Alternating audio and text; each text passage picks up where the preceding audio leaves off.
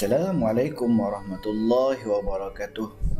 Apa khabar semua? Semoga sihat hendaknya.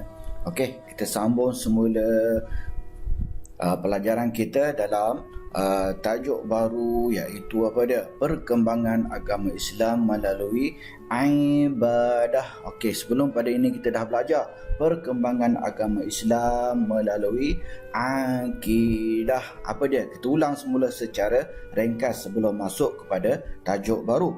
Tengok, perkembangan agama Islam melalui akidah, ibadah, akhlak, muamalah, qanun. Itu dia, apa dia? Ringkas sahaja. Okey, ringkas. Sebab semua dah belajar dah ni. Sepintas lalu saja ya. Okey, hari ini kita masuk kepada tajuk baru, iaitu unit 2, ibadah. Sebelum ni kita belajar akidah. Hari ini kita masuk kepada ibadah. Okey, kepada yang belum menonton video sirah tahun 5 sebelum pada ini, boleh tonton. Okey, tengok pada tu tajuk-tajuk yang kita telah pelajari. Boleh tengok dan cari dalam channel Ustaz Kampung. Boleh cari dekat situ ya. Ibadah. Apa dia ibadah? Tengok. Apa dia? Ibadah dikaitkan dengan apa dia?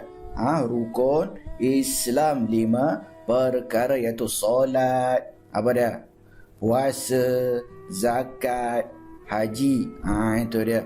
Okey, hari ini kita belajar dua sahaja, itu solat dan azan. Tengok secara ringkas dulu. Tengok, solat apa dia? Difardukan pada tahun ke-10 kenabian. Bila tarikh dia? 27 Rejab bersamaan dengan tarikh Isra dan Mi'raj. Kemudian di mana fardu solat difardukan, diambil oleh Rasulullah, di mana? Di Sidratul Muntaha. Kemudian apa dia? Sebelum Nabi menerima kefarduan solat, Nabi bersolat mengikut syariat siapa?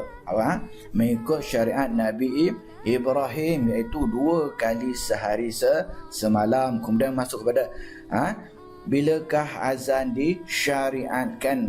Bila? Pada tahun pertama Hijrah. Bila siapa yang mula-mula melaungkan azan? Siapa? Bilal bin Rabah. Okey, kita belajar 2 sahaja hari ini. Kita tengok, terus terujuk kepada buku teks kita. Okey, kepada sesiapa yang ada buku teks, boleh buka muka surat 11. Kita tengok bersama-sama. Unit 2, ibadah solat. Tengok.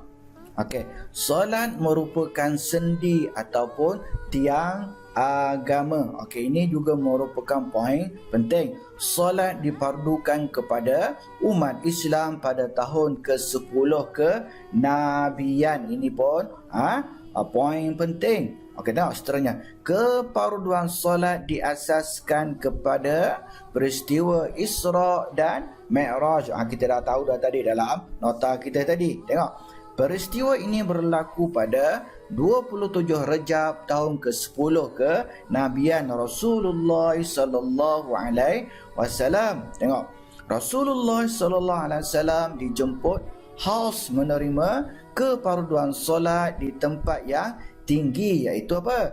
Di Sidratul Muntaha. Pada awalnya Rasulullah sallallahu alaihi wasallam menerima kefarduan solat sebanyak 50 waktu, tetapi Allah Subhanahu wa taala telah memberi keistimewaan dengan mengurangkan bilangan waktu sehingga 5 waktu sehari semalam. Walaupun begitu, pahala tetap sama seperti 50 waktu.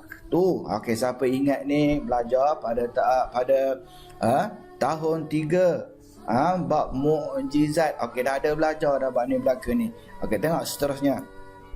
Okey, sebelum Isra dan Mi'raj, Rasulullah sallallahu alaihi wasallam telah mengerjakan solat yang digunakan oleh syariat Nabi Ibrahim. Baginda solat sebanyak 2 kali sehari semalam. Ibadah solat merupakan ibadah teras dalam Islam. Sekiranya ibadah ini tidak dilaksanakan, bererti Islam seseorang itu masih tidak sempurna. Okey, itu dia bab ibadah.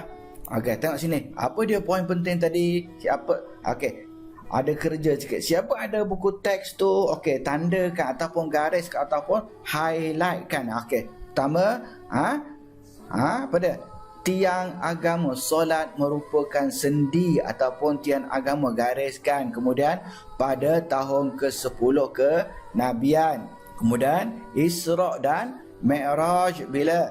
Kemudian gariskan 27 Rejab. Itu dia. Gariskan Sidratul Muntaha. Lagi mana? Okey, gariskan sebanyak 50 waktu, kemudian dikurangkan sebagai 5 waktu. Ini pun gariskan juga.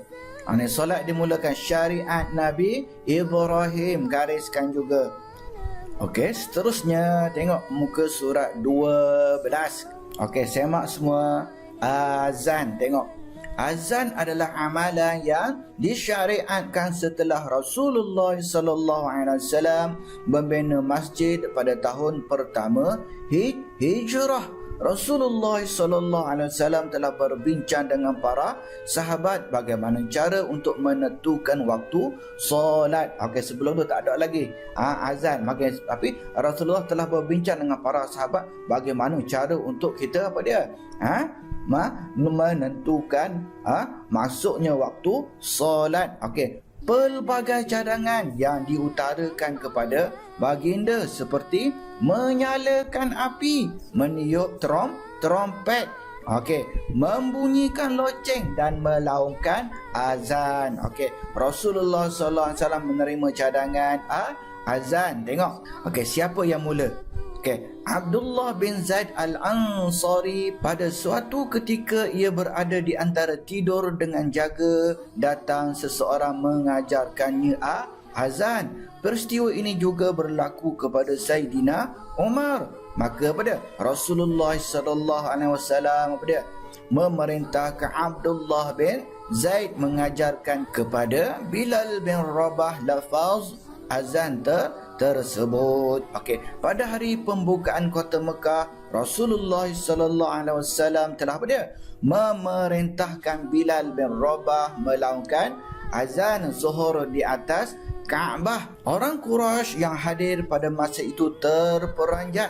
Perbuatan itu sengaja Rasulullah sallallahu alaihi wasallam perintahkan kerana azan mempunyai rahsia yang amat besar dan hikmah yang agung. Okey, itu sahaja untuk video kali ini. Okey, sebelum daripada itu, okey, Ustaz telah sediakan soalan yang berkaitan dengan solat dan azan di bawah. Okey, minta pelajar yang menonton video ini menjawab soalan tersebut dalam Google Form. Okey, tekan tekan description kat bawah ni. Okey, tengok ada kat bawah tu ada tulisan-tulisan banyak tu. Dia kat situ. Okey, tengok macam kat atas ni. Okey, tengok tepi tu. Nampak? Macam tu, tekan, cari dalam tu. Okey, itu saja. Okey, jika video ini bermanfaat, mohon subscribe, share dan like channel ini. Assalamualaikum warahmatullahi wabarakatuh.